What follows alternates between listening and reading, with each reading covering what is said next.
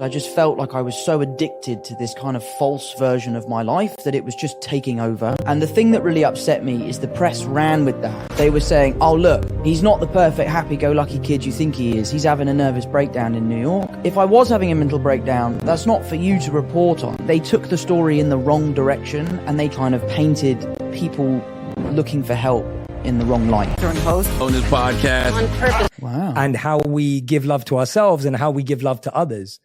And so I was thinking, do you have a core memory or an experience with your family from childhood that kind of embodies the feeling you have about them now, or that keeps you tied close to them? I'd say sort of more than a memory is just a feeling that I could say all of my brothers and I had, was that because our dad's a comedian, his job only ever existed once we had gone to bed, and our mum worked from home. She was a photographer.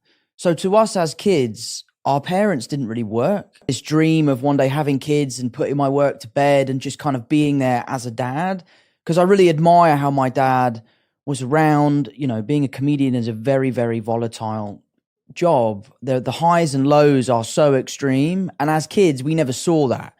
The only version of my dad I ever saw was the happy dad. Let's go to the park.